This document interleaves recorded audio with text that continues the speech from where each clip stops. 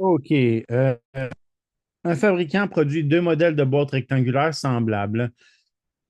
La petite boîte a pour base un rectangle de dimension x et 2x plus 3, qui est juste là.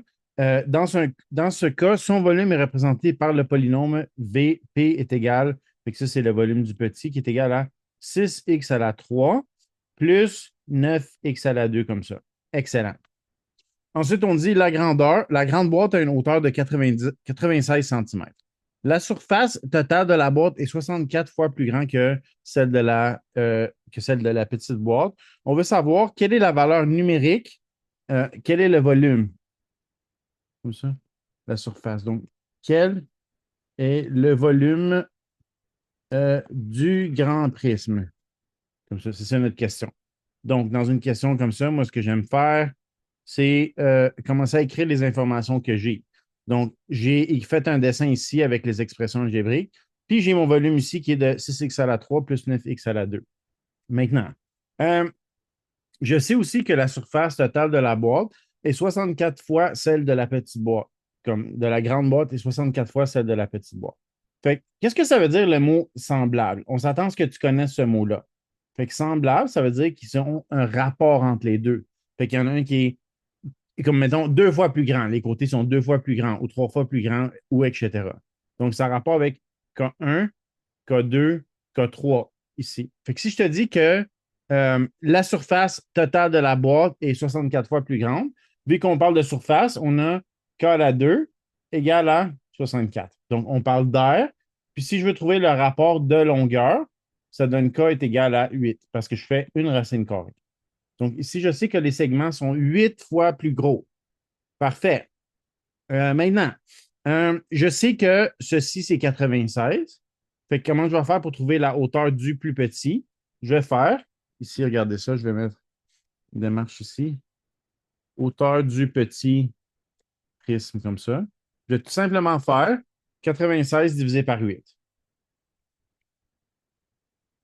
Comme ça. 96 divisé par 8 donne 12 comme ça. Fait que j'ai 12 centimètres pour la hauteur du petit. Parce que vu que c'est 8 fois plus grand, ben si ça c'est 96, celui-là va être ça. Parfait. Ça, c'est la valeur numérique. Maintenant, si j'ai 6x à la 3 plus 9x à la 2, comme ça, donc hauteur du petit prisme, OK. Valeur algébrique comme ça. Donc, pour la valeur algébrique, ce que je peux faire, c'est que je peux diviser le volume par un des côtés pour trouver le troisième. OK? Donc, le volume, regarde ça, une bonne manière de le voir, c'est de dire le volume d'un prisme, c'est longueur fois largeur fois hauteur. Puis là, j'ai le volume. Est-ce que j'ai le volume? Non, je n'ai pas le volume. Mais je sais que c'est inconnu ici. Puis longueur, oui, je l'ai, pardon, mon Dieu. J'ai la valeur algébrique qui est de 6x à la 3 plus 9x à la 2 comme ça. Là, la longueur, c'est x fois 6x plus 3, 2x plus 3, comme ça, fois la hauteur comme ça. Excellent. Fait que regarde qu'est-ce que je vais faire. C'est que je vais dire, OK, je veux isoler le h. C'est ce que je cherche. C'est la hauteur ici que je cherche. Donc, je vais commencer par diviser par x des deux côtés pour me débarrasser de ce x-là.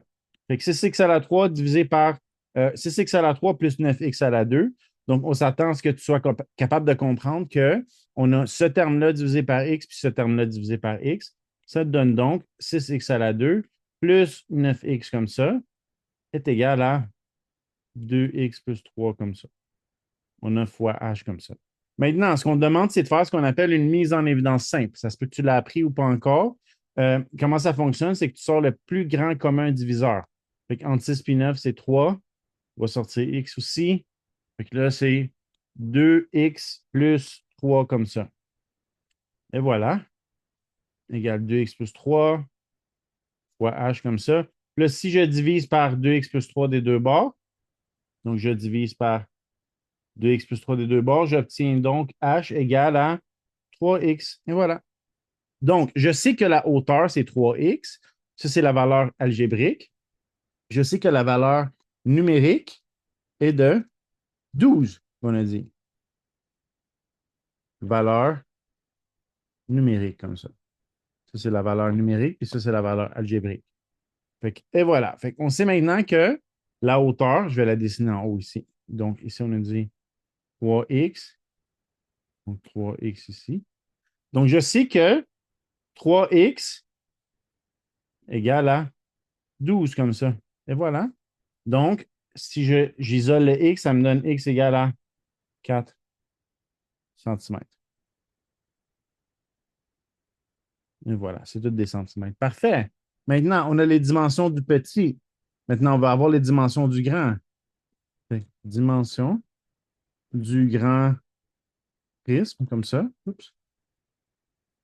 Donc, j'ai dit que x valait 4, puis ça, c'est comme 96. Fait qu'on va regarder ici. Fait que pour le petit prisme, on a donc, ici, on veut que tu sois capable de remplacer les chiffres. Fait que ici, si x vaut 4, on a 4 là. On a 12 là, parce que c'est 3 fois 4 comme ça, qui donne 12. Ça, c'est 3x comme ça. Si on a x égale à 4, après ça, on a 2x plus 3, 2 fois 4 plus 3, qui donne 11 comme ça. Fait que ça, c'est 11. 11 comme ça. Et voilà. 4 comme ça, comme ça. Fait qu'on a 11 dans ce cas-là. Après ça, excellent. Fait que ça, c'est 11 comme ça. Ça, c'est pour le petit. Maintenant, on sait que le K vaut 8. Donc, pour le grand, si le K vaut 8, ça veut dire que les côtés sont 8 fois plus grands. Donc, ici, j'ai 12 fois 8 qui donne 96, comme qu'on a dit. Pour ça, 4 fois 8. Ça, c'est 12 fois 8 égale 96. Ça, j'ai 4 fois 8 qui donne 32. Pour ça, j'ai comme ça 4 fois 8. Puis après ça, j'ai 11 fois 8 égale à 88 cm, comme ça. 32 cm, 96 cm ici. Fait qu'à ce moment-là, je veux savoir le volume du grand prisme. Donc, le volume d'un prisme, c'est juste 96 fois 32. Regarde, je vais mettre des points ici. 96 fois 32 fois 88 qui donne 96 fois comme ça donne 270 336 centimètres cubes. Et voilà. Donc, notre réponse, le volume du grand prisme est de 270 336 centimètres cubes. Et voilà.